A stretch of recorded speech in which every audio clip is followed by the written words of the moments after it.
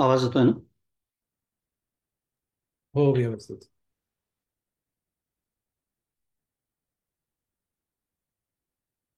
कलद्दानगण्डं मिलद्भृङ्गखण्डं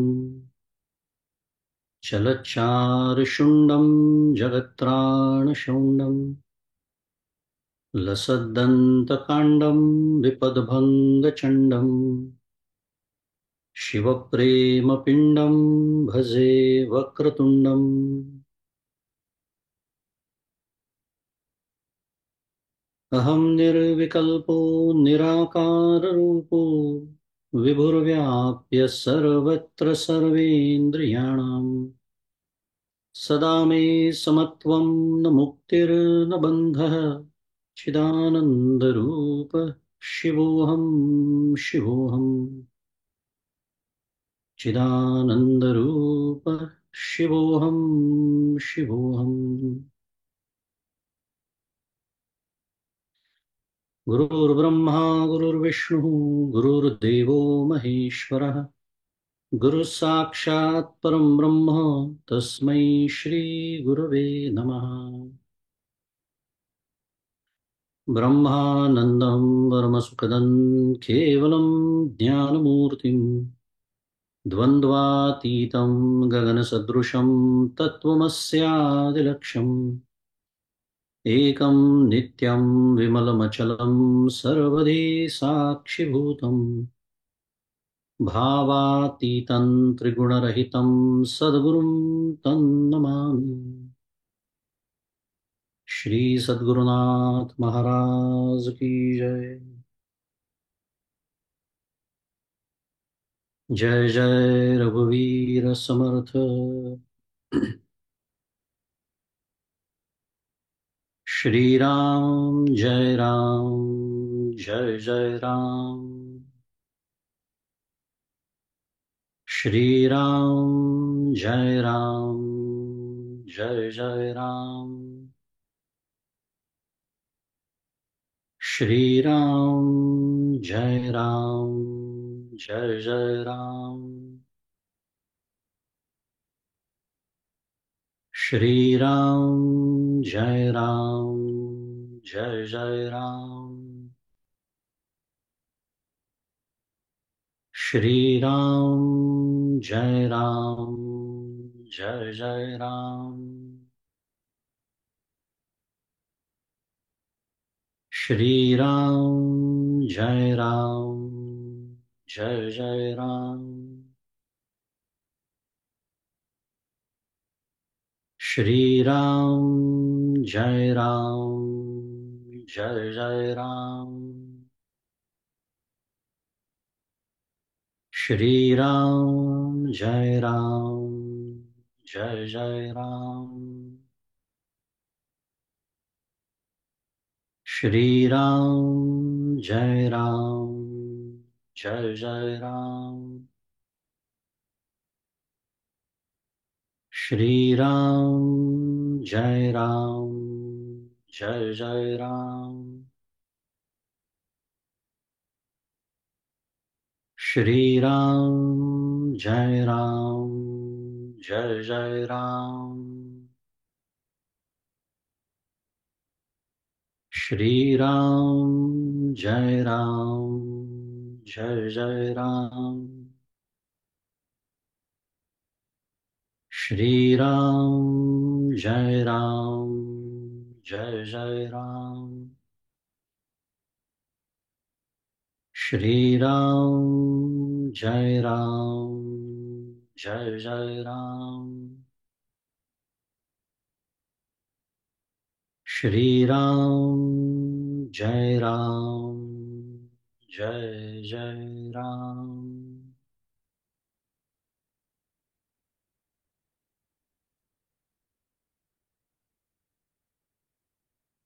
प्रभु श्री रामचंद्र भगवान की जय।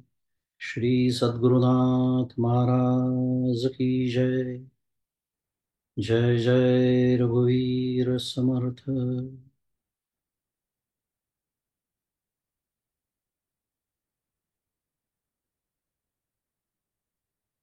जय सद्गुरु परम पूज्य डॉक्टर श्रीकृष्ण दत्तात्रय देशमुख उपाख्य डॉक्टर काका यांच्या श्रीचरणी शिरसाष्टांग वंदन करतो. परमपूज्य मंदाताई गंधे यांच्याही चरणी वंदन करतो. आपल्या प्रवचनमालेच्या दुसऱ्या आचार्य पूज्य ज्योत्स्नाताई यांना वंदन. तुम्ही श्रोते जगदीश मूर्ती, तिथे माझी व्युत्पत्ती किती, बुद्धिहीन अल्पमती, सलगी करीतो श्रीराम. तुम्हा सर्वांना सप्रेम अभिवादन.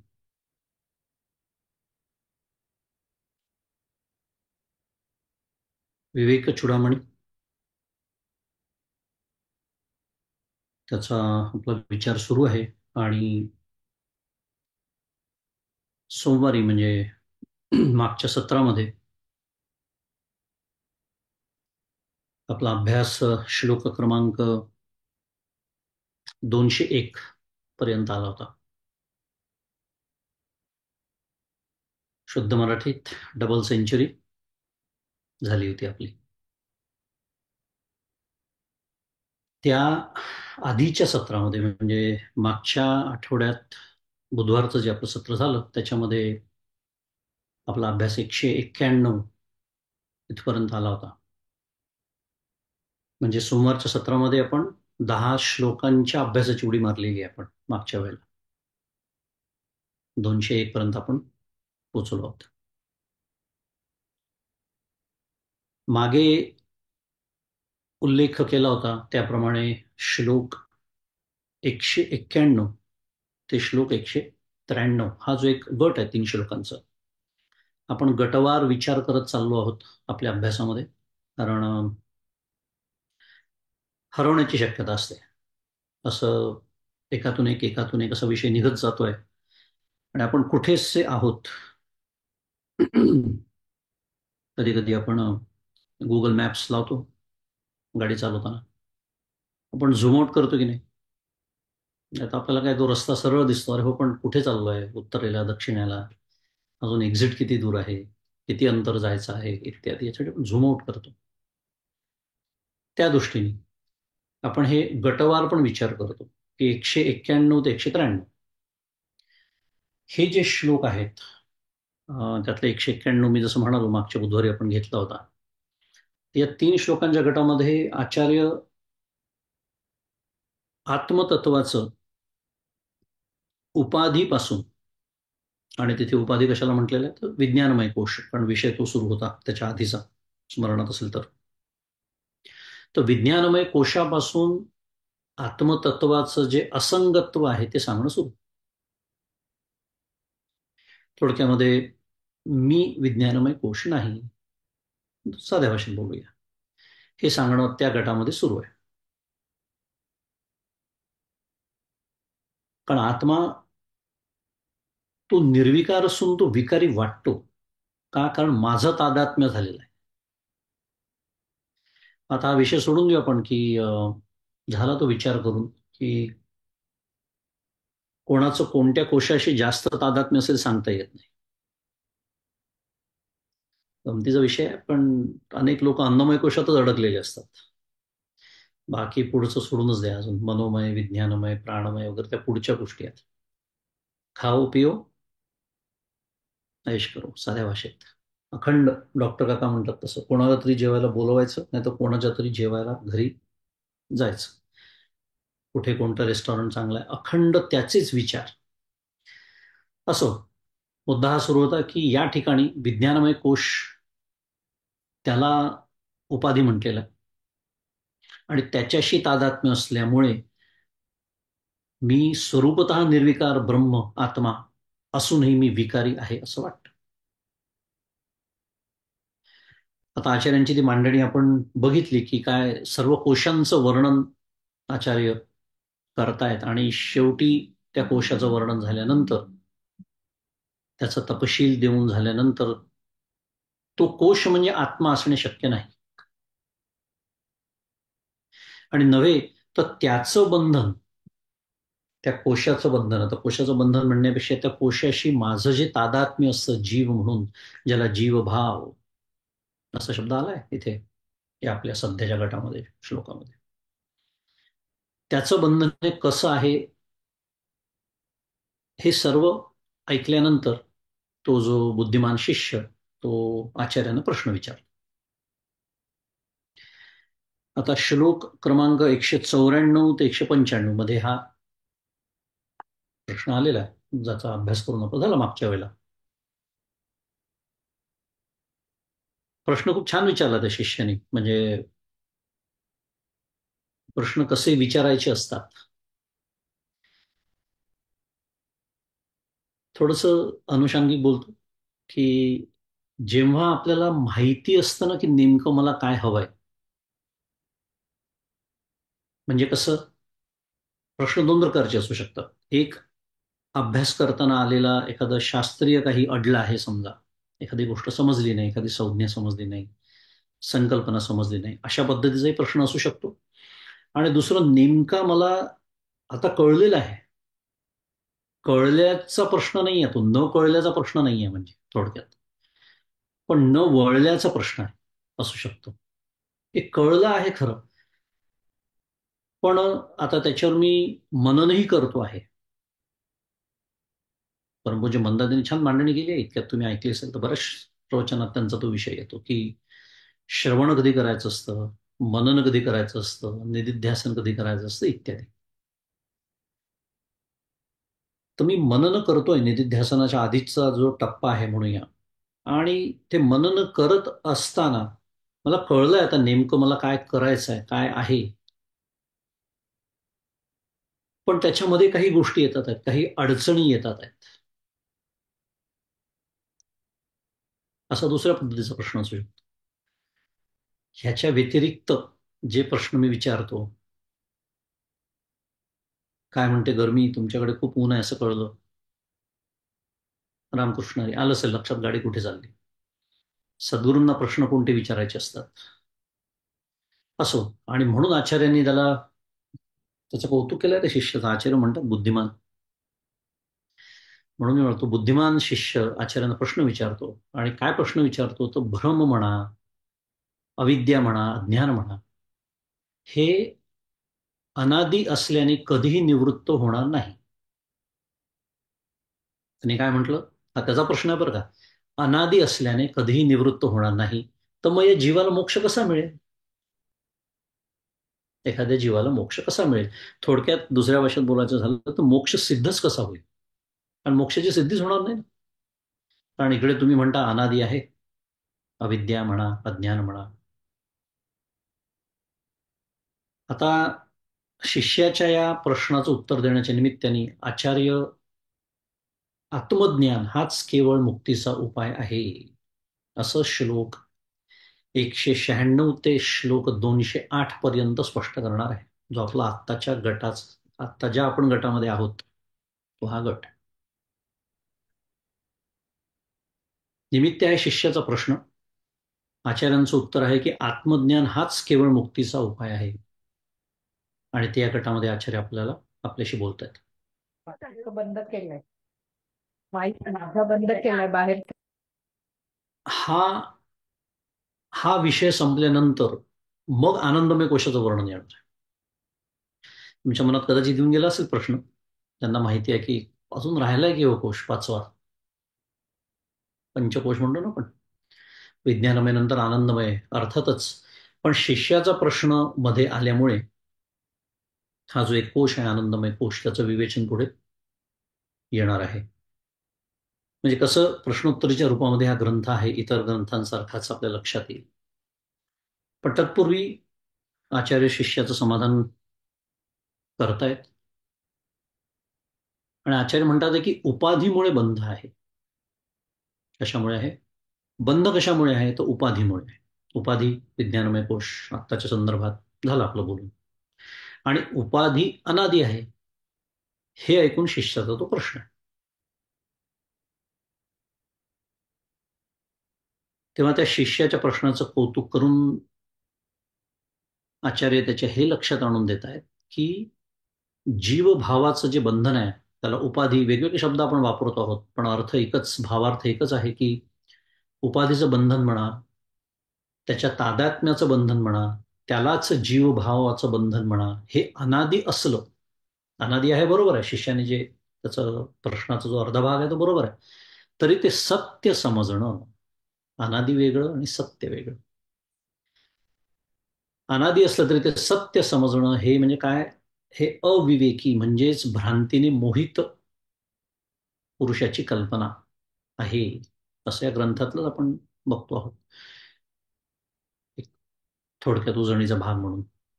आणि ती मोहित पुरुषाची कल्पना असल्यामुळे ती प्रमाण सिद्ध म्हणून ग्राह्य धरता येत नाही.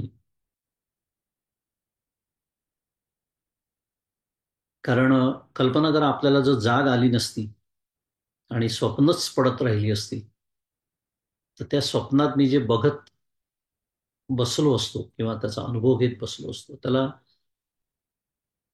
आणि तेच सत्य मानून जर मी काही बोललो असतो, मांडणी केली असती, तर त्याला जी किंमत, तीच किंमत या भ्रांतीने मोहित पुरुषाच्या कल्पनेला, म्हणून ती ग्राह्य धरता येत नाही. आणि मग पुढे आचार्य स्पष्ट करतात की या भ्रांतीमुळे जो असंग निराकार जे आत्मतत्व आहे, जे परमात्म तत्व आहे, तिथे द्वैत संबंध कसा संभवतो हे दृष्टांताने आचार्य समजवतात. फार सुंदर दृष्टांत, नेहमीच तो वापरला जातो, पण छान दृष्टांत आहे की तो लोखंडाच्या गोळ्याचा जो दृष्टांत मागच्याला बघितला, की अग्नी खरं म्हटलं तर निराकार आहे, पण त्याला येतो की नाही आकार त्या गोळ्याचा, असं वाटतं ना त्या क्षणी. तप्त गोळा, कल्पना करा, लोखंडाचा तप्त गोळा, लाल लाल बुंद, म्हणजे लोखंड दिसतच नाही डोळ्याला, आणि मला असं वाटतं तो अग्नी हाच आकाराने गोल झालेला आहे. आणि त्या गोळ्याचे जे गुणधर्म ते त्या अग्नीवरती काय केले जातात, आरोपित केले जातात. हा दृष्टांत आचार्य आपल्याला देतात की भ्रांतीमुळे तो आत्मा जरी असंग असला, निराकार असला, तरी द्वैत संबंध जो आहे या उपाधीच्या निमित्ताने होणारा तो संभवतो. त्याच्यासाठी तो दृष्टांत आहे. आणि भ्रांती नष्ट होते. कधी नष्ट होते आपल्याला माहिती आहे, ज्ञान झाल्यानंतर भ्रांती नष्ट होते. म्हणून तर भ्रांती ही जीवनमुक्ताच्या बाबतीत संभवत नाही, म्हणजे त्यांच्या दृष्टीने भ्रांती नष्ट झालेली आहे आणि ती नष्ट होते म्हणजे ती सत्य नाही. मी मुद्दाहून हळूहळू एक एक वाक्य, जरी उजळणी असली तरी हे सारखं घासून पुसून स्वच्छच करावं लागतं. भ्रांती का बरं सत्य नाही आहे? ती नष्ट होते म्हणून ती सत्य नाही. आणि ती सत्य नाही म्हणजे ती शांत आहे. शब्द आला होता मागच्या वेळी. अज्ञान अनादी आहे, पण अनंत नाही आहे, शांत आहे. आणि शांत आहे म्हणजेच ते अनंत नाही. शांत म्हणजे स अंत, अंतासह, म्हणजे ज्याचा अंत संभवतो, नवे होतोच. आणि जे निर्माण झालंय, जे जन्माला आलेलं आहे, आपल्याला माहिती आहे सगळं. आणि सगळ्यात जास्त आयुष्य असलेलं हे जग हे सुद्धा नष्ट होणार एक दिवस. मग त्या जगात असलेल्या वस्तूंबद्दल बोलण्याची गरजच नाही. भूतभाव उद्भव कर, आठवा अध्याय. सुंदर शब्द आहे. अक्षरम ब्रह्म परम स्वभावोध्यात्म उच्यते. भूतभावोद्भव करो, विसर्ग कर्म संज्ञिता. तिथे संदर्भ वेगळा आहे, पण भूतभाव उद्भव कर, अध्यात्म अधिभूत अधिदैव वगैरे तिथे समजावणं चाललं आहे. थोडक्यामध्ये हे जगच नष्ट होणार आहे, कोट्यावधी वर्षांनी का होईना. म्हणजे जगातले पदार्थ जे निर्माण झाले आहे, जन्माला आलेले आहेत, चेतनांबद्दल बोलतो का अचेतनाबद्दल, त्याप्रमाणे शब्द बदलतात. शांत आहे, नष्ट होणार आहे, पण ज्ञान कधीही नष्ट होणार नाही म्हणून ते अनंत आहे. भ्रांती नष्ट होते म्हणून ती सत्य नाही, म्हणूनच ती शांत आहे. ती शांत आहे म्हणून ती अनंत नाही. पण ज्ञान ज्याला म्हणतात, चित्त ज्याला म्हणतात, सत ज्याला म्हणतात, आनंद ज्याला म्हणतात, ते कधी नष्ट न होणार म्हणून अनंत आहे. तैत्तरीय उपनिषद आपल्याला सांगतं काय? सत्यम ज्ञानम अनंतम ब्रह्म.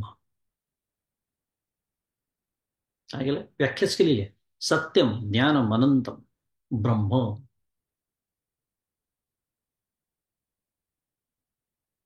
तर प्रश्न असा आहे की या भ्रांतीचं कारण काय? कळलं आपल्याला. भ्रांती, भ्रम इत्यादी, अज्ञान इत्यादी तीन शब्द आपण वेगवेगळे वापरतोय समजून घेण्यासाठी. अनादि आहे कळलं, ते शांत आहे हेही कळलं. प्रश्न आहे भ्रांतीचं कारण काय? स्वरूपाचं अज्ञान, हे त्याचं उत्तर आहे. आणि हे स्वरूपाचं जे अज्ञान आहे ते नष्ट झाल्यावर स्वरूपाच्याच ठिकाणी भ्रांतीने भासलेला जीवत्व धर्म जो आहे ना तो नष्ट होतो. म्हणून मी म्हणालो की सावकाश मुद्दाम बोलतोय कारण थोडं वेदांताची भाषा आहे, शास्त्रीय भाषा आहे, एकदम आपल्या परिचयाची नसते. पण समजावून घेत घेत आपल्याला पुढे जायचं. हे भ्रांतीचं कारण आहे स्वरूपाचं अज्ञान. आणि हे अज्ञान कधी नष्ट होतं? तर स्वरूपाच्याच ठिकाणी त्या भ्रांतीने जो भासलेला जीवधर्म, जीवत्व धर्म आहे तो नष्ट होतो. आणि म्हणजे भ्रांती कधी नष्ट होते? उत्तर काय आहे? स्वरूपाचं ज्ञान झाल्यानंतर, म्हणजेच ज्ञानप्राप्ती झाल्यानंतर, साध्या भाषेमध्ये. सिद्धांत आहे. काय सिद्धांत आहे? एखादा जेव्हा कल्पित पदार्थ असतो किंवा अध्यस्त पदार्थ असतो तेव्हा त्याची निवृत्ती जी असते ती अधिष्ठान रूप असते. काय सिद्धांत आहे? कल्पित किंवा अध्यस्त पदार्थाची निवृत्ती ही अधिष्ठान रूप असते. थोडं कठीण झालं वाक्य, शास्त्रीय वाक्य, अर्थ सोपा आहे की कल्पित आणि अध्यस्त पदार्थाची निवृत्ती म्हणजेच अधिष्ठानाचं ज्ञान. दुसऱ्या भाषेत अजून साधं करून घेऊया, उलट करून घेऊया, अजून सोपं जाईल. अधिष्ठानाचं ज्ञान होणं म्हणजेच कल्पित आणि अध्यस्त पदार्थाची निवृत्ती. काय म्हटलं? कारण अधिष्ठान रूपच म्हटलंय ना तर. आणि म्हणून सर्पाची निवृत्ती ही रज्जू रूप असते. रज्जूचं ज्ञान ज्या क्षणी होतं त्या क्षणी सर्पाची निवृत्ती होते की नाही? का तो सर्प वेगळा मारावा लागतो का? तो हाकलावा लागतो का? काहीही करावं लागत नाही. काय करावं लागतं? फक्त रज्जूचं ज्ञान, बस. याला म्हणायचं कल्पित आणि अध्यस्त पदार्थांची निवृत्ती अधिष्ठान रूप असणं. सिद्धांत आहे. हे सिद्धांत याच्यासाठी शिकायचे असतात की हे जेव्हा मी जगताला लावून घेतो आणि विशेषतः माझ्या जगताला, आता झाली गडबडीला सुरुवात तिथे होते. कारण ते जगत मिथ्या आहे, ते कल्पित आहे. काय 2 तास फक्कड बोलू शकतो मी. पण जेव्हा माझ्या जगतामध्ये, म्हणजे माझ्या छोट्या जगामध्ये, ज्या विश्वामध्ये मी जगत असतो, तिथे काहीतरी गडबड होते, तेव्हा हे सगळं, माझं सांगतोय मी, मुसळखेरात जातं. कारण तेव्हा हे विसरून गेलेलो असतो मी, काय हे अध्यस्त आहे. आणि मी अधिष्ठानाचा आधार मी सोडलेला असल्यामुळे त्या अध्यस्थामध्ये मी वाहवत जातो.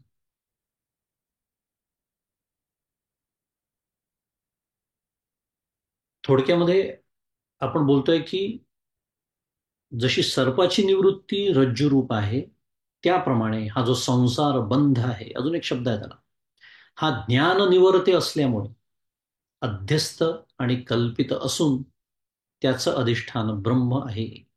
मी जसं म्हणालो की हे रज्जू सर्प ठीक आहे, तो दृष्टांत झाला. आपण ऐकलं असेल या जगताला ब्रह्मावरचा विवर्त म्हणतात. वाक्य ऐकलं असेल आपण कधी. तो विवर्त आहे, अध्यस्त आहे, कल्पित आहे. हा संसार बंध अध्यस्त आहे, कल्पित आहे, विवर्त आहे. आणि आत्ताच्या सिद्धांताप्रमाणे म्हणूनच तो ज्ञान निवर्ते आहे. म्हणजे तो कधी जाणार आहे पुन्हा एकदा? तर या जगताचं जे अधिष्ठान आहे ब्रह्म नावाचं, त्याचं ज्ञान मला ज्या क्षणी होईल, ज्या क्षणी रज्जूचा मला ज्ञान होईल, त्या क्षणी सर्पाचा निवृत्ती आपोआपच होणार आहे. वेगळं काही करावं लागत नाही.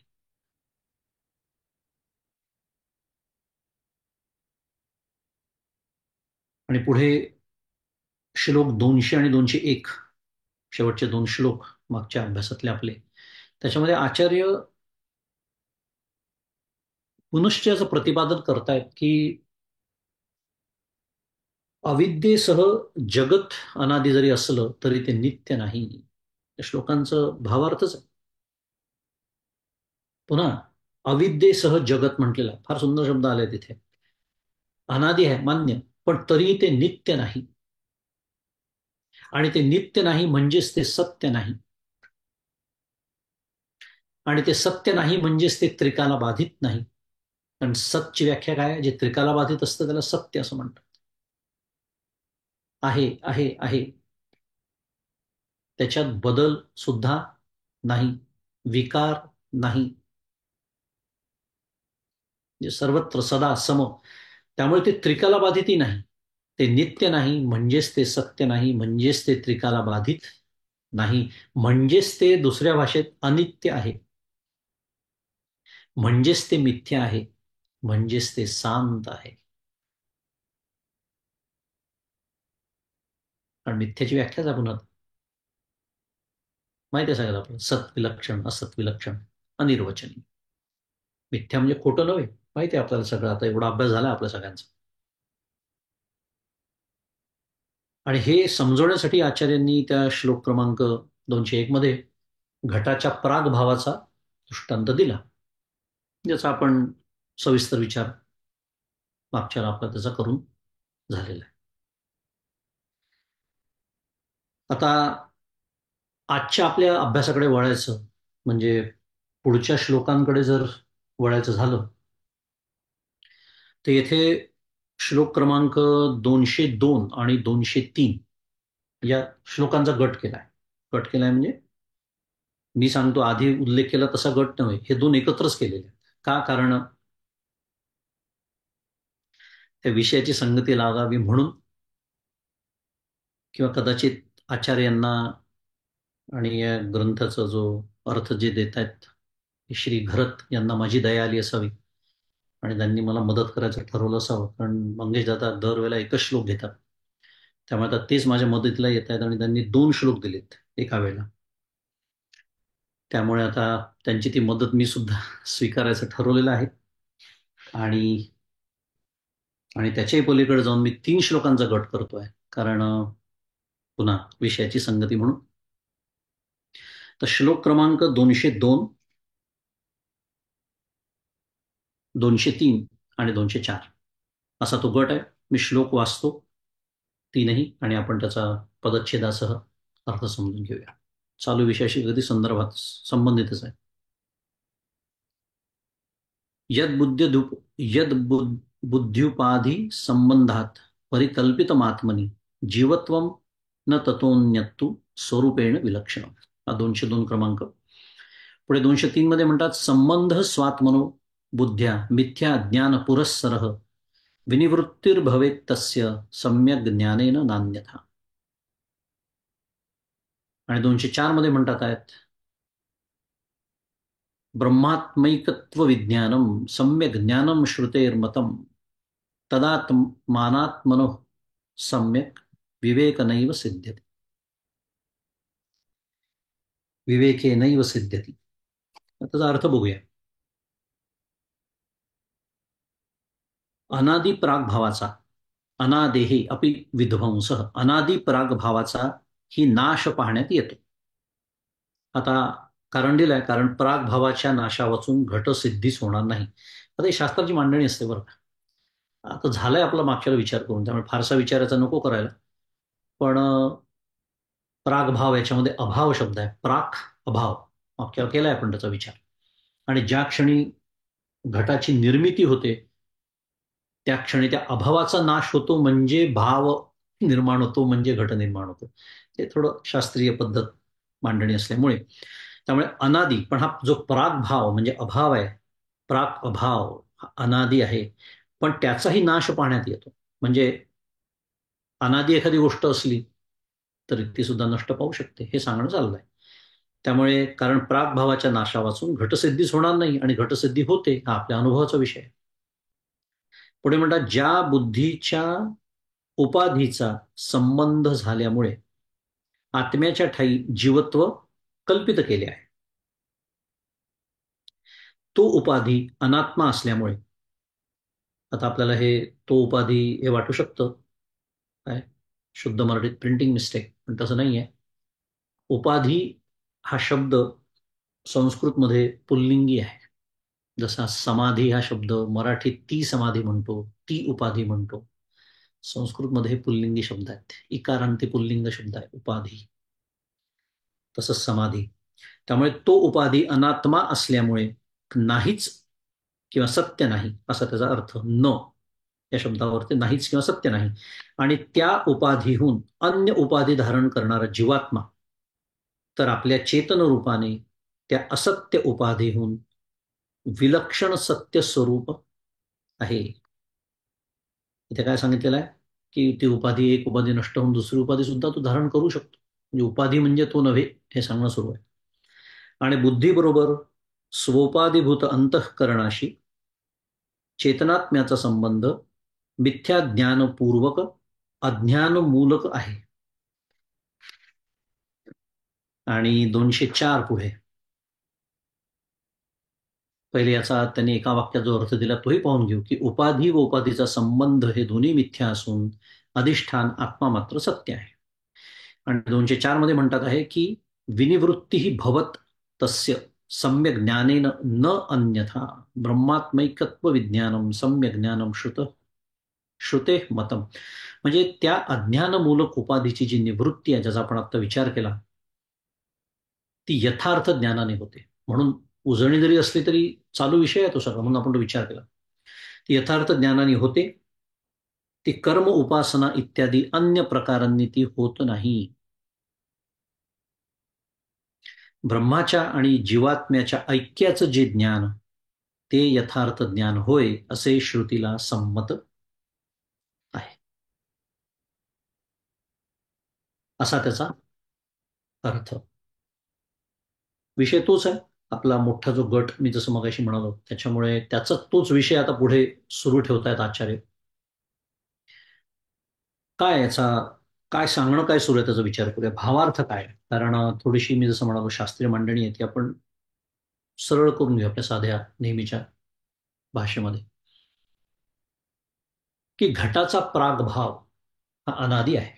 हा विषय आपला सुरू आहे, जो मागच्याला झाला विचार करून. त्यामुळे घटाचा प्रागभाव अनादी असतानाही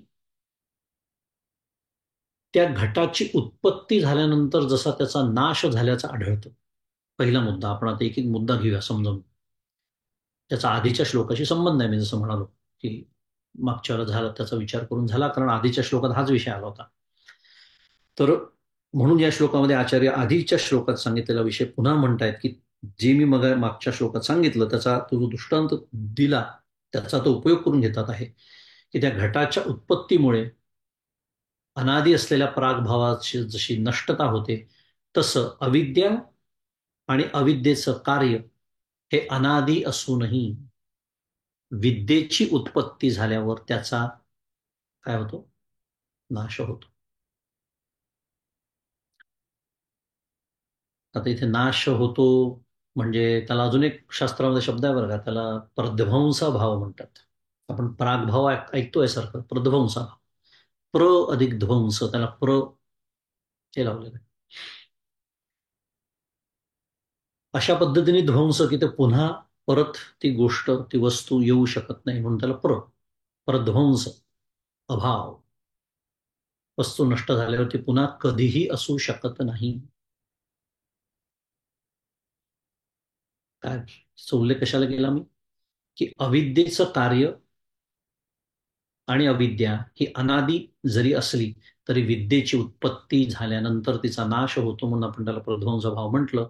कारण पुन्हा अज्ञान परतून येत नाही. इथे ज्ञान अर्थातच कसं अपरोक्ष, दृढ, अपरिवर्तनीय याच्याबद्दल आपण बोलतो आहोत. कारण तसं जर झालं असतं तर पुन्हा मोक्षसिद्धी होऊ शकली नसती. कारण जर पुन्हा अज्ञान संभवलं असतं तर गडबड झाली असती. म्हणून प्रध्वंसाभाव त्याचा अभाव म्हणजे उल्लेख केला. आणि या दृष्टांतामध्ये अजून एक गोष्ट आपल्याला लक्षात घ्यायची आहे, कारण दृष्टांत एकदम ऐकल्या त्यासाठीच कळत नाही की त्या आचार्यांनी प्रागभावाच्या अनादित्वाचा दृष्टांत दिला. म्हणजे दृष्टांत कशाचा वापरलेला आहे, अनादित्व सांगणं सुरू आहे. कशासाठी, कारण अज्ञानाचं अनादित्व समजण्यासाठी. दृष्टांत घटाचा नाही. घट एक त्यांनी काय म्हणून निमित्त घेतलेलं आहे. कशाचंही ते घेऊ शकतात. सांगणं काय सुरू आहे, अनादी एखादी गोष्ट असते, पण ती अनादी असली तरी ती शांत असते. अनादी याचा अर्थ अनंत असा होत नाही. It is not equal to, साध्या भाषेत हे सांगणं सुरू आहे. आणि म्हणून हा काय म्हणूया, आपल्याला हे पण समजून घ्यावं लागतं जो दृष्टांत दिलेला आहे. आणि पुढे म्हणतात की बुद्धिरूप उप उपाधीच्या संबंधाने आत्म्याच्या ठिकाणी जो जीवपणा कल्पलेला आहे, त्याचं स्वरूप हे कल्पनेहून वेगळं काहीच नाही. काय म्हटलं, कल्पनेहून वेगळं काहीच नाही. म्हणजे जे मी स्वतःला, आपण आता साध्या भाषेत बोलूया, आपण सगळं स्वतःला मी जीव आहे असं वाटतं की नाही? मला वाटतं, तुम्हाला वाटतं का माहिती? मी जीव आहे म्हणून तो जाऊ नये, किती भीती, प्रचंड भीती. आणि मी जीव आहे त्याच्यामुळे, मी एकदा जीव आहे ठरलं की पुढची घसरगुंडी मग आलीच. कारण मी जीव या रूपाने मग मी करता होतो, मग भोगता मला व्हावंच लागतं. आणि करता भोगता पण मी का होतो, कारण मला जग सत्य वाटतं. आली मग ती पुढची घसरगुंडी सगळी. पण हा जो जीवपणा आहे हाच मुळात कल्पिलेला आहे. म्हणजे कल्पनेहून वेगळं ते काहीच नाही, हे सांगणं सुरू आहे. आपण दरवेळेला, आजही म्हटलं, श्लोक म्हणतो की नाही सुरुवातीला, आचार्यांच्या आत्मषटकम मधला तो श्लोक आहे. अहम निर्विकल्पो निराकार रूपो विभुर व्याप्य सर्वत्र सर्वेंद्रियाणाम सदा मे समत्वम न मुक्तीर न बंध चिदानंद रूप शिवोहम शिवोहम. अर्थात काय म्हणतात ते आचार्य, न मुक्तीर न बंध. हे आपण जे मगाशी म्हणलं की जे सर्वत्र सदा सम, हे जे ज्ञानदेवांचं सांगणं आहे, त्याप्रमाणे मी सगळीकडे कायम व सारखेपणाने व्यापून आहे. आणि त्याचा परिणाम काय, मला बंधही नाही. आणि मला बंध नसल्यामुळे मला मोक्षही खरं नाही. कारण बंध जर कल्पित असेल तर मोक्ष कसा ठरतो? शास्त्रीय मांडणी म्हणून बोलायचं हे सगळं. नाही तर बहुतेक मी मागच्याला एकदा बोललो होतो याच प्रवचनमालेत का दुसऱ्या कुठल्या तरी, की जोपर्यंत मला बंध सत्य वाटतो आहे तोपर्यंत मोक्षही माझ्यासाठी सत्यच आहे. अगदी साधं गणित आहे, अगदी साधं गणित आहे. पण जेव्हा ज्ञान होतं, स्वप्न पाहत असताना स्वप्न सत्य असतं का नाही? स्वप्न खरं नाही हे कळतं कधी हो? जाग आल्याशिवाय कळतं का, तुम्ही मला सांगा? जाग आल्यावर काही सांगायची सुद्धा गरज नसते. काही त्याच्यावर चिंतन करावं लागतं का, की मला जाग आली मग मी अर्धा तास बसलो होतो चिंतन करत, की मी जे स्वप्न मला दिसले दोन चार ते कसे खोटे आहेत, मिथ्या आहे. असं काही करावं लागतं का? काहीच नाही करावं लागत. हे जाग आल्यानंतर जे बोलणं आहे, न मुक्तीर न बंधा. पण हे वास्तव आहे, आपण वास्तव म्हणून, शास्त्र म्हणून हे समजून घेतो आहोत, की मी निर्विकल्प आहे, मी निराकार आहे, मी विभू आहे, मी सर्वत्र आहे, इत्यादी इत्यादी. मी सदा आहे, मी समत्वानी आहे ब्रह्मरूपानी. त्यामुळे न मुक्तीर न बंधा. विषय काय सुरू आहे आपला, या बुद्धीच्या उपाधीच्या संबंधाने जो जीवपणा आरोपित होतो आत्म्याच्या ठिकाणी, ती फक्त कल्पना आहे. मी नित्यमुक्तच आहे असा हा श्लोक आपल्याला सांगतोय. मी नित्यमुक्त आहे, सच्चित आनंद रूप शिव मी आहे, चिदानंद रूप शिवोहम शिव. पण कल्पना करून बसलोय.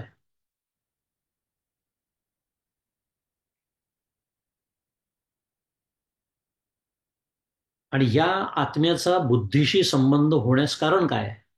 आता आपण जे बोलतो आहोत की आत्म्याचा बुद्धीशी संबंध, त्याचं कारण मिथ्या ज्ञानच आहे असं इथे म्हटलेलं आहे. आता आपण जो श्लोक वाचला 203 क्रमांकाचा,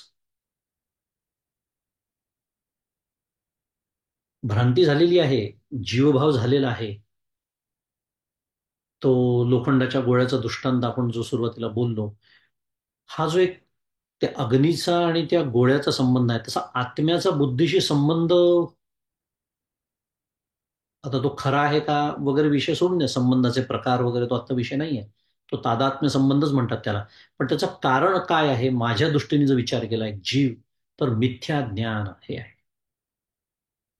आणि या ग्रंथातील शब्द वापरायचे झाले तर मिथ्या ज्ञानपूर्वक अज्ञानमूलक आहे. छान शब्द आहे, खूप सुंदर शब्द आहे.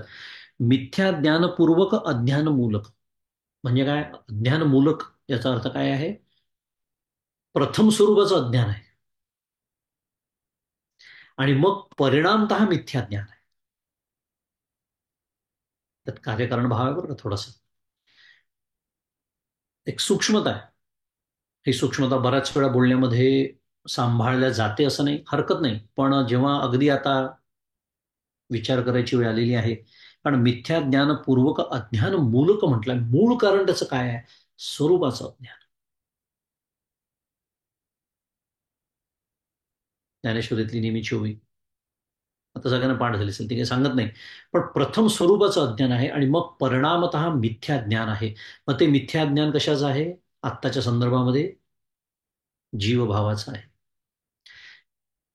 जीवभावाचं हे मिथ्या ज्ञान आहे की मी जीव आहे.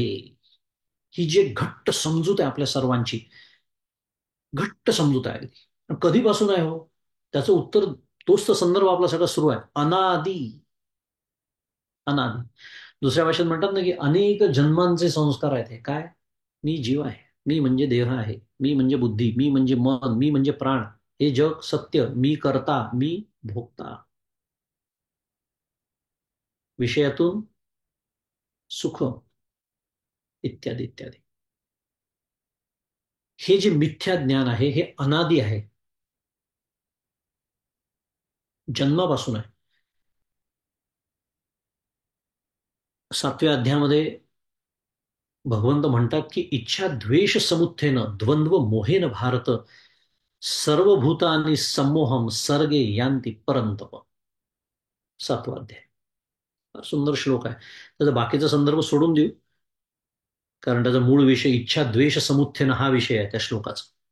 इच्छा द्वेष समुत्थेन द्वंद्व मोहेन भारत. द्वंद्व कशामुळे होतं ते सांगताना, कशातून निर्माण होते सांगताना भगवंतच्या मुखी हा श्लोक आहे की इच्छा द्वेष समुत्थेन. त्याचा भावार्थ असा आहे की अर्जुना, जेव्हा स्थूल देहाची उत्पत्ती होते किंवा ती झाल्यानंतर काय होतं? इच्छा आणि द्वेष यांच्यापासून उत्पन्न झालेल्या सुखदुःखाच्या मोहानी. इच्छा द्वेष समुत्थेन द्वंद्व मोहेन भारत म्हणजे अर्जुन. काय होतं? सर्व भूतानी संमोहम, सर्व जीव अविवेकाला प्राप्त होतात. यांती परंतप. हा श्लोक नाही बघायचा आपल्याला. हा श्लोक का त्याचं स्मरण झालं? या श्लोकामध्ये सर्गे हा जो शब्द आहे ना, सर्वभूतानी संमोहम, सर्गे यांती परंतप, या श्लोकावरती आचार्य भाष्य करताना सर्गे शब्दाबद्दल असं म्हणतात की मोहवशानी एव सर्व भूतानी जायमानानी जायन्ते इति अभिप्राय. म्हणजे काय सांगतात आहे आचार्य? भगवंताचा अभिप्राय काय आहे? सर्गे हा शब्द वापरून भगवंतांनी काय सुचवलंय ते सांगतात आहेत. कारण इच्छाद्वेष समुत्थेन आपण पाहिलं, स्थूलदेहाची उत्पत्ती झाल्यानंतर इच्छाद्वेष वगैरे. पण सर्गेवरती बोलताना म्हणतात आहे मोहवशानी एव सर्व भूतानी जायमानानी जायन्ते. म्हणजे उत्पत्तीशील सर्व प्राणी. आपण सर्वजण काय आहोत? उत्पत्तीशील आहोत. छान शब्द आहे, विशेषण खूपच सुंदर आहे ते. का? कारण आपण सर्वजण काय झालेलो आहोत? उत्पन्न झालेलो आहोत. आणि संपल्यानंतर पुन्हा काय होणार आहे?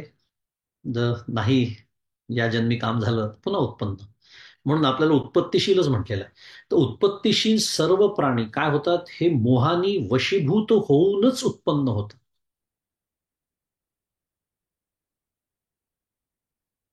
काय आहे सर्ग शब्दाचा अर्थ? भगवंत म्हणतात आहे, भगवंतांचा अभिप्राय आचार्य सांगतात आहे, आचार्य त्यांच्या भाष्यामध्ये भगवद्गीतेच्या काय, हे जे सर्व प्राणी, उत्पत्तीशील सर्व प्राणी म्हणजे तुम्ही आम्ही मोहानी वशीभूत, म्हणजे आपण मोह घेऊनच जन्माला येतो. असं नाहीये की बाबा जन्म झाला आणि मग बारसं झाल्यावर मग तो मोह किंवा कुठेतरी तो विकत मिळतो किंवा आई वडील मोह शिकवतात, तो घेऊनच आपण जन्माला येतो. यालाच मागच्या वेळेला काय चर्चा झाली होती तेव्हा शब्द वापरण्यात आला होता, कर्मविग्रह. कर्मविग्रह आहे आपल्या सगळ्यांचा. जन्म घ्यावा लागे वासनेचे संगे. ठीक आहे, शुभ वासना पण आहेत, पण अशुभ वासना पण आहेत. शुभ अशुभाभ्याम मार्गाभ्याम वहंती वासना सरित योग वसिष्ठ. पौरुषेण प्रयत्नेन योजनीय शुभे पथी. पण शुभाशुभाभ्याम मार्गाभ्याम आहे ना वासना, आणि म्हणून मला जन्म काय घ्यावा लागलेला आहे. शुद्ध मराठीत चॉईसलेस एक्झिस्टन्स घ्यावा लागलाय. कर्मविग्रह काय पाहतोय आपण थोडक्यात? अज्ञान काय आहे? अनादि आहे. विषय आपला मुख्य तो सुरू आहे. अनादि आहे, आणि ते अनादि कसं आहे हे पाहण्यासाठी हा श्लोक आपण पाहिला आणि त्यातला सर्गे शब्द समजून घेतला, की आपण मोह घेऊनच जन्माला येतो सर्वजण. आणि मागच्याला तो पण विषय झाला होता, लीला विग्रह. तो शब्द नाही आला मागच्याला, पण मी आणतो आता तो, अनध्यस्त विवर्त. परमपूज्य गुलाबराव महाराजांनी दिलेला शब्द आहे आपल्याला, अनध्यस्त विवर्त आहे. हो, त्यांचा देह विवर्तच असतो, त्याला लीला विग्रह म्हणतात साध्या भाषेमध्ये. म्हणजे मागच्याला बोलणं झालं, विग्रहच आहे, विवर्तच आहे त्यामुळे त्या दृष्टीने. पण कसा आहे तो? अध्यस्त नाही आहे, अनध्यस्त आहे. कारण त्यांना ज्ञानासहच जन्म आहे, त्यांना सगळं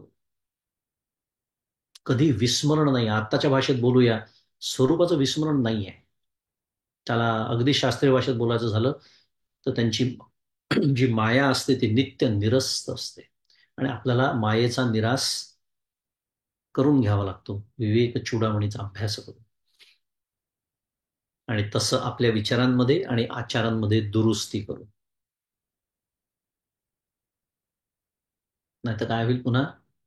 सारखं मी सातत्याने सांगतोय, ग्रंथाचा अभ्यास उत्कृष्ट, फक्कड, छान होईल, उत्तम होईल. पण त्यांनी काय होईल? पुढच्या ग्रंथाच्या अभ्यासाला मी तयार. रामकृष्ण हरी. विषय सुरू आहे, अज्ञान अनादि आहे.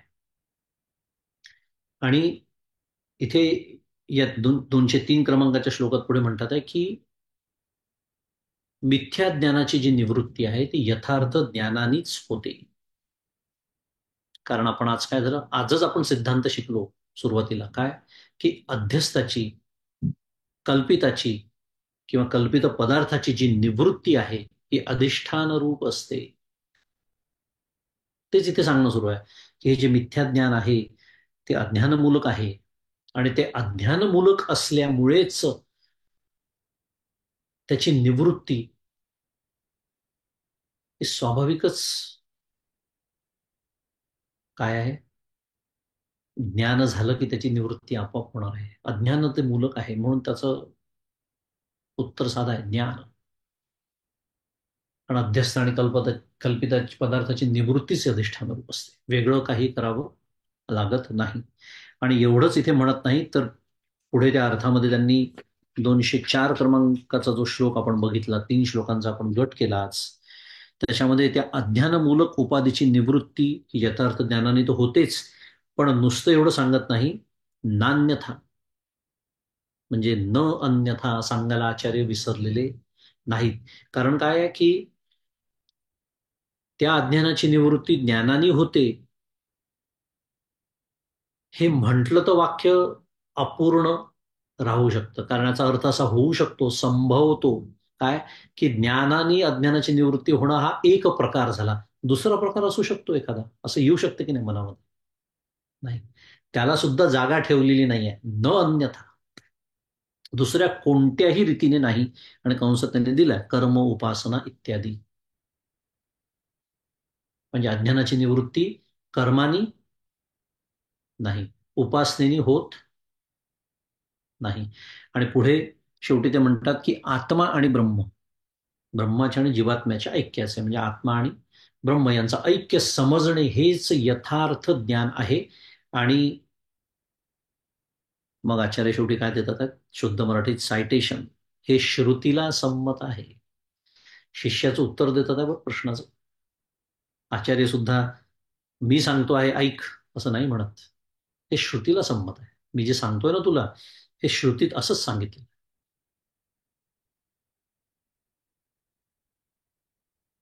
आणि हे जे सांगितलं आहे की अज्ञानमूलक उपाधीची निवृत्ती यथार्थ ज्ञानाने होते, इतर कुठल्याही प्रकाराने नाही. आपण मागे एकदा बोललो होतो, 2-3 वेळा बोललो होतो की या ग्रंथाच्या सुरुवातीला जे विषय आलेले आहेत त्याचं सखोल स्पष्टीकरण आता सुरू आहे. कारण आपण जे बोललो सुरुवातीला की हा जो गट आहे, हा जो एक मोठा गट आपल्यासमोर मांडला, त्याच्यात आत्मज्ञान हाच मुक्तीचा उपाय आहे हे सांगणं सुरू आहे, असं आपण विषय बोललो. आता हा विषय काय येऊन गेला नाही का? ग्रंथाच्या सुरुवातीला येऊन गेला ना. हा श्लोक तर कितीतरी वेळा सांगतो, 11 क्रमांकाचा श्लोक. चित्तस्य शुद्ध ये कर्म न तू वस्तू उपलब्ध ये वस्तू सिद्धिर्विचारेण न किंचित कर्म कोटिभी. काय सांगतात आहे आचार्य? तेच सांगतात आहे. कर्म उपासनेनी ज्ञान होत नाही. चित्तस्य शुद्ध हे कर्म म्हणजे कर्माने काय होतं? चित्ताची शुद्धी. याच्या पलीकडे कर्म मला काही देऊ शकत नाही. न तू वस्तू उपलब्ध आहे वस्तू सिद्धिर्विचारेण न किंचित कर्म कोटिभी हे सांगायला विसरतात. कोट्यावधी कर्म करा हो तुम्ही, एक नाही दोन नाही, आत्मज्ञान नाही होणार.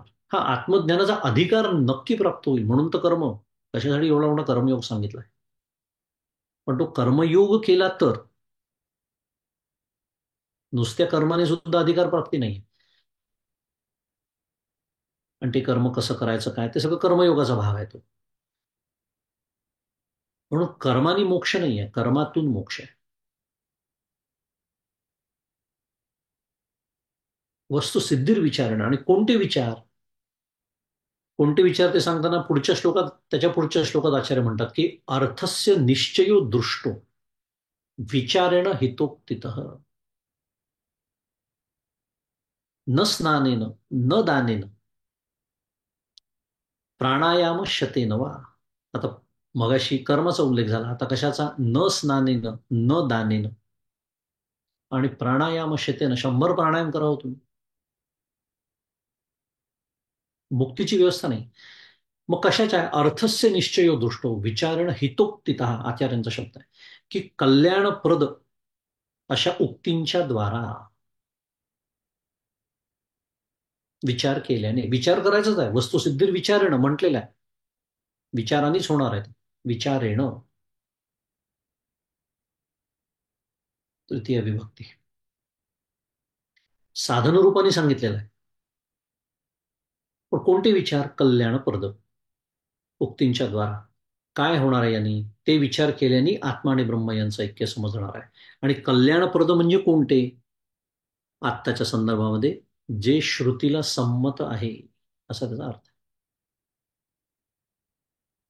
जे श्रुतीला संमत आहे आणि श्रुती जे सांगते ते कल्याणप्रद विचार. कारण सुरुवातीलाच आपण अगदी बोललो होतो की माझे विचार नाही, कारण माझे विचार कसे आहेत त्याचं काय म्हणूया वर्गीकरण, शुद्ध मराठीत क्लासिफिकेशन सुरुवातीलाच केलेलं आहे. जो मोहित पुरुष असतो त्याचं जे बोलणं असतं ते भ्रम या प्रकारामध्ये मोडतं. आणि म्हणून मग परमपूज्य काका जसं म्हणतात की परमार्थ प्रांतामध्ये मला असं वाटतं की, माझं असं मत आहे की, इत्यादी वाक्यांची किंमत शून्य आहे असं परमपूज्य काका सांगतात. शास्त्र काय म्हणतं, संत काय म्हणतात, सद्गुरू काय म्हणतात, संपलं. तेवढ्याचसाठी, कारण माझी बुद्धी कितीही महान असली, म्हणजे व्यवहारामध्ये कितीही चालत असली वेगवेगळ्या क्षेत्रांमध्ये, तरी ती रजोगुणासह असलेली बुद्धी असते, मोहित बुद्धी असते, अज्ञानाची बुद्धी असते. ज्ञान असतं, अज्ञान म्हणजे ज्ञान काय म्हणूया, ज्ञानाचा अभाव नव्हे बरं का, ते फार मुद्दा समजून घ्यावा लागतो परमार्थामध्ये. अज्ञान म्हणजे ज्ञानाचा अभाव नव्हे, कारण अज्ञानाचंही ज्ञान होतं का नाही असं म्हणतात. त्यामुळे ते अज्ञानही ज्ञानाच्या खुंटीला बांधलेलं आहे. दुसऱ्या भाषेत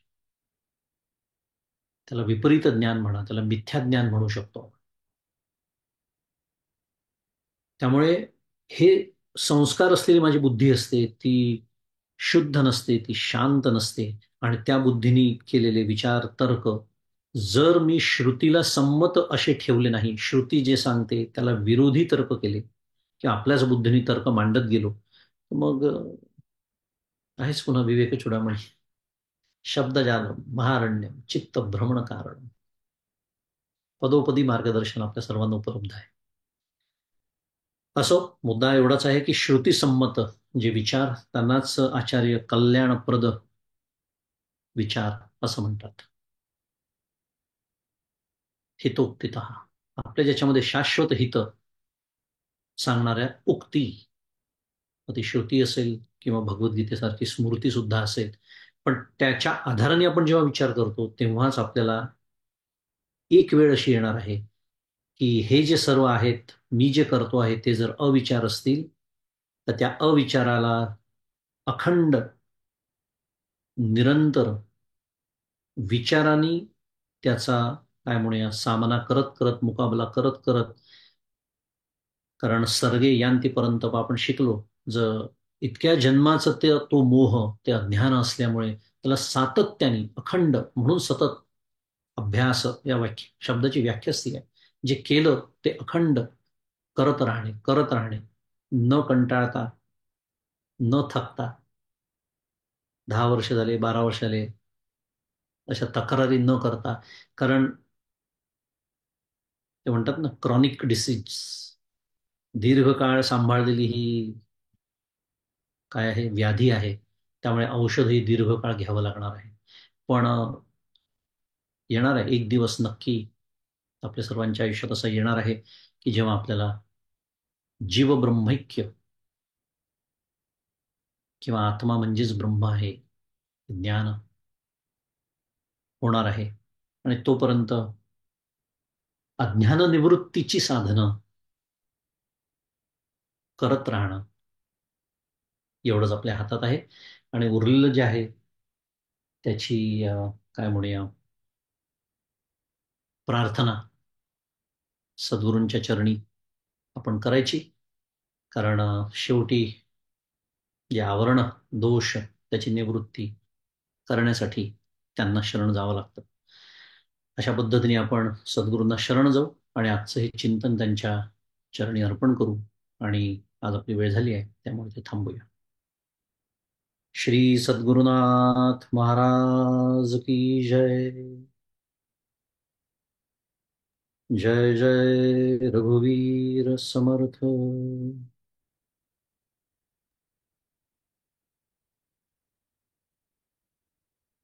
खूपच छान. म्हणजे तुम्हाला पुन्हा एकदा नमस्कार.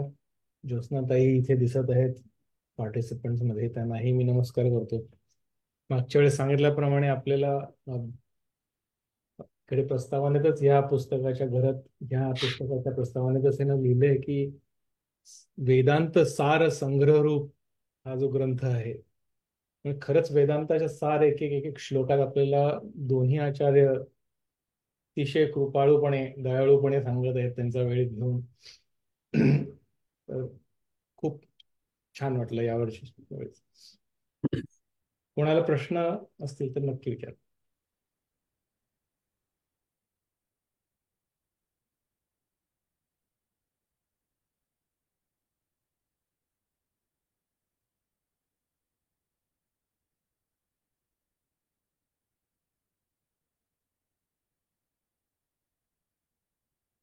थांबूया मग.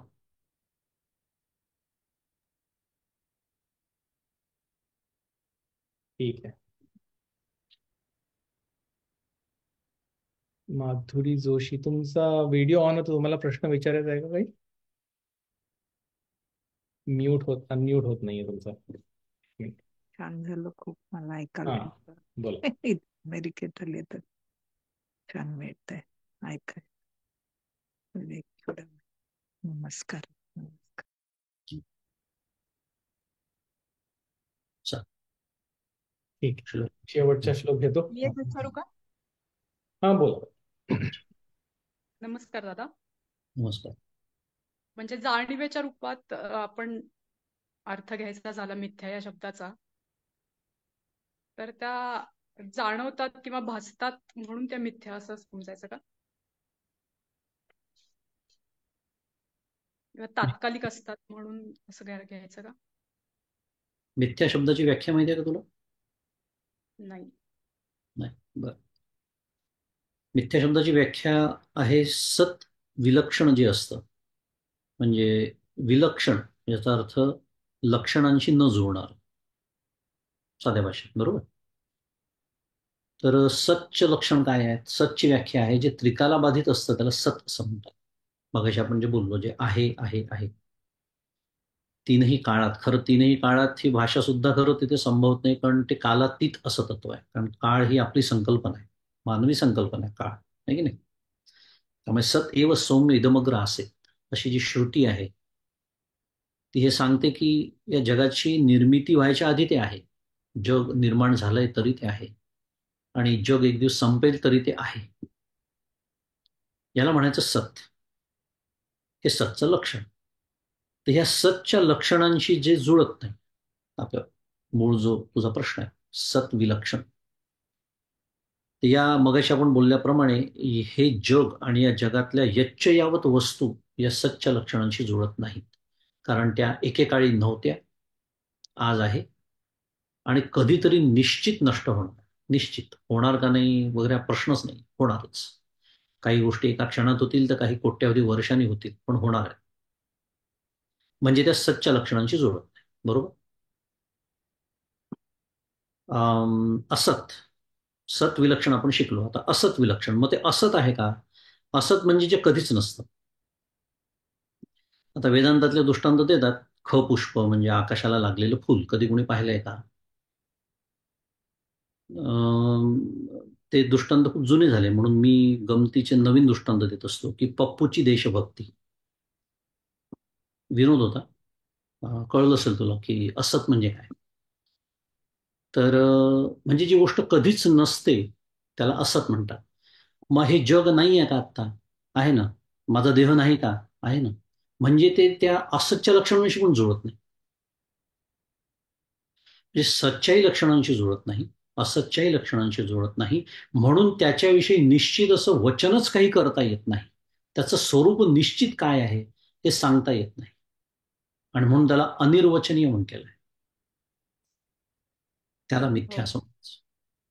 हो. म्हणून त्याला मिथ्या असं म्हणतात. हो. आणि धन्यवाद मागच्या दादा. ती चर्चा झाली होती पहा, की म्हणून जीवनमुक्ताला सुद्धा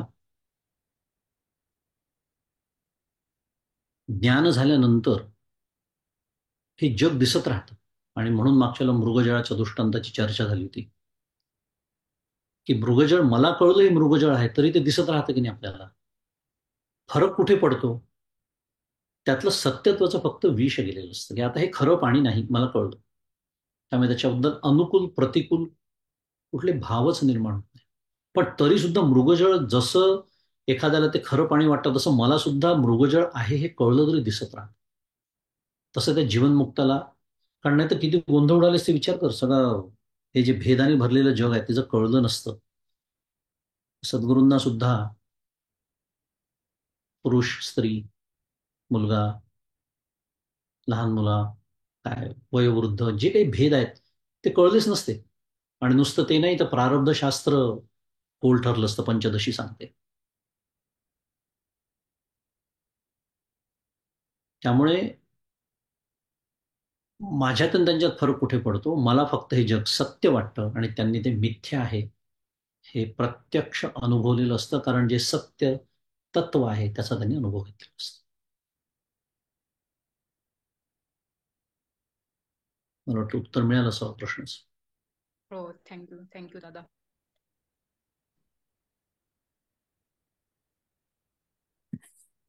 मंगेश दादा, तुम्हाला साष्टांग नमस्कार.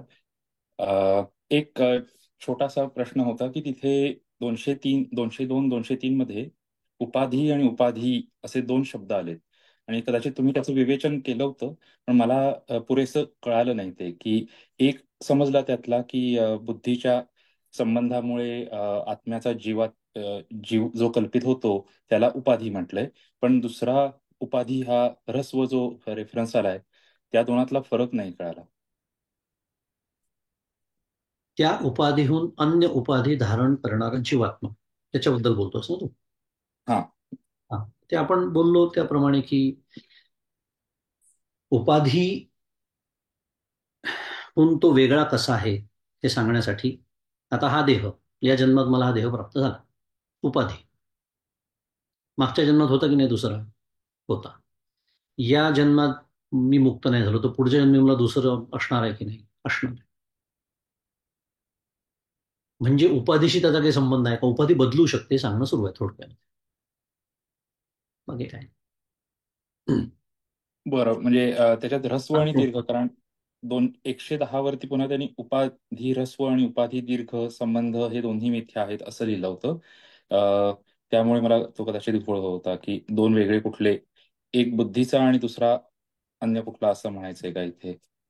असं वाटत तरी नाही मला की ऱ्हस्व दीर्घ उपाधीहून असल्यामुळे तो त्याचा दीर्घ झाला असेल तर माहिती नाही, पण उपाधी ती उपाधीच, त्याच्यात काही फरक नाही केलेला इथे. ठीक आहे, धन्यवाद. उपाधीची व्याख्या आपण बघितली होती मागच्या वेळेला, की ती आपले जे धर्म आहे ते उपाधी ज्याचं ज्ञान करून देते त्याच्यावर लादत नाही, त्यालाच उपाधी म्हणतात. आणि जर लादले तर त्याला विशेषण म्हणतात. ठीक आहे, मी तसाच मग एकच अर्थ घेतो दोन्हीचा. धन्यवाद.